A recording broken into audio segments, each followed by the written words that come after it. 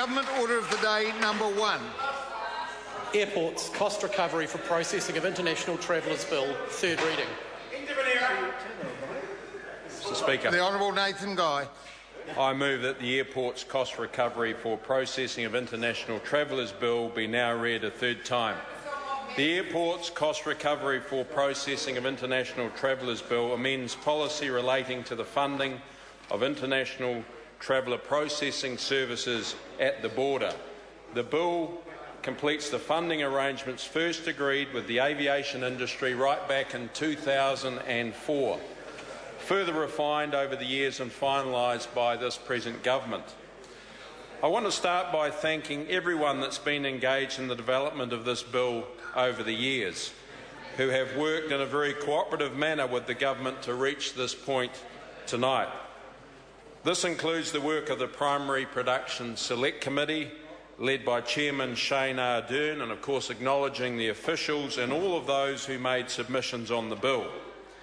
The bill provides a clear legal basis for the Ministry for Primary Industries, the New Zealand Customs Service and the Aviation Security Service to recover the costs associated with providing traveller processing services at new and restarting international airports for a period of either 3 years or any lesser period prescribed in regulations.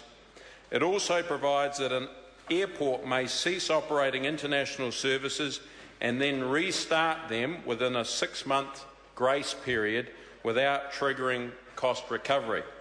The bill also provides for cost recovery of non-routine processing at all international airports.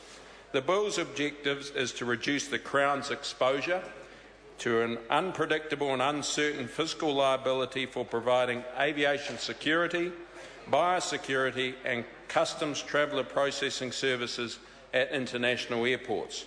It ensures that border agencies can maintain higher standards of border protection without needing to reprioritise resources from other frontline operations to service new and restarting international airports. The previous Minister for Primary Industries asked the Primary Production Select Committee, in its consideration of the bill, to consider a proposal that the cost recovery period be set at 2 years and to consider industry's views on this.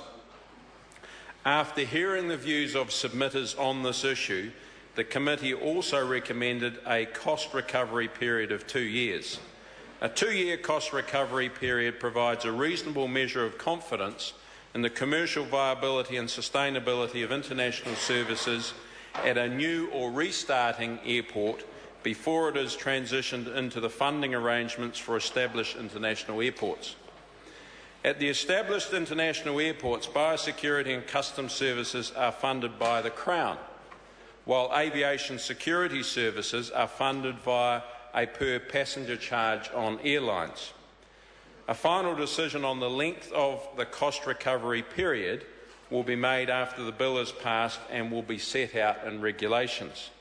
The bill provides for regulations to be made before charging can begin for any new or restarting international airports and requires border agency chief executives to consult with directly affected parties before regulations are made. I look forward to officials engaging with the aviation industry on the development of these new regulations. These regulations will prescribe the cost recovery period and the actual rates or methods of cost recovery at new or restarting airports. The bill has received strong support from every political party in the House. I think this fairly reflects the importance that Parliament attaches to aviation security, biosecurity and customs-related issues. Protecting our border from biosecurity threats is my #1 priority as Minister. Our primary industries are the backbone of New Zealand's economy. They include, of course, agriculture, horticulture, fisheries, forestry and viticulture. The list goes on. They're worth around $32 billion a year in exports and make up about 70% of all of our exports. These industries rely on our world-class biosecurity system. It is a system that continues to evolve and improve with technology and new ideas. To give some context, around 175,000 items come across our border each day, and we receive around 10 million travellers a year. Biosecurity threats and incursions will happen.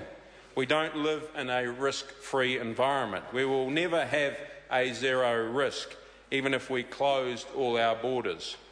The challenge is how we continue to facilitate growth and trade, yet continue to protect New Zealand from unwanted pests.